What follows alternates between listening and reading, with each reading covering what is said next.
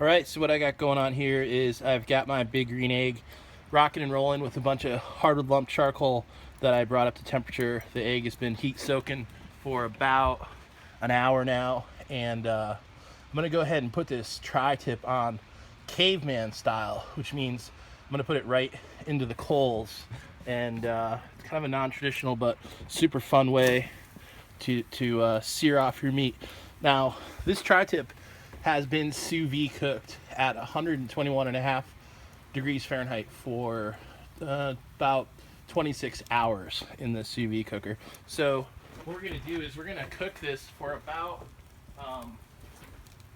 2 minutes aside, or until we kind of feel that it's taken on a char. Now, realize that the tri-tip has already been fully cooked in my sous vide machine, and what I did was I cooked it overnight, and then when it was done to my liking, I went ahead and plunged it into an ice bath. And what the ice bath does, in my opinion, it keeps the food a little bit on the safe side, and although it should be relatively pasteurized, certainly not an expert in that arena, but what I like is how it actually firms up the meat.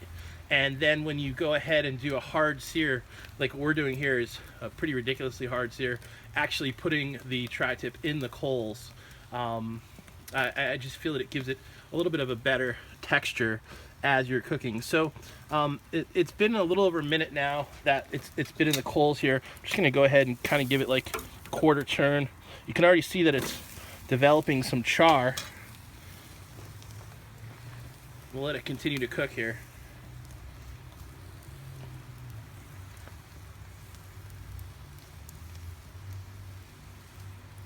Really what I'm trying to do is just take on some char, some color, have a little bit of the Maillard reaction happen, so it's got a bit of a crunch to it, that exterior crust, and the interior should actually be fairly warmed through. You know, if we hit an internal core temperature after this, you know, had already been previously refrigerated and plunged in the ice bath, if we could bring this up to like between 80 and 90 degrees, I'd be super happy about that, because it's really just going to warm it all the way through. It should really retain its integrity and its beautiful pink color, because we did only cook it in the sous vide machine to 121.5 degrees. So it's going to be real interesting. This is the first time I've tried this with a tri-tip, and looks like we've just hit the 2-minute mark and the alarm's going off. So I'm going to go ahead and give this a shake and flip it here. Now it's looking pretty good. It's pretty charred. It's got some nice marks, so I'll set the clock again for 2 more minutes.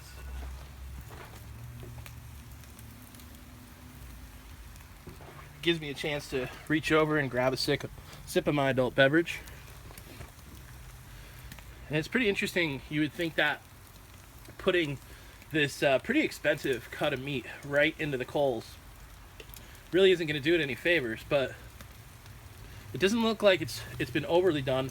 It is a little dark on the char. I'll probably hear about that, but I don't really think it's going to affect the internal, you know, pinkness. And I think we're really going to have a beautiful, medium rare, perfectly done piece of meat.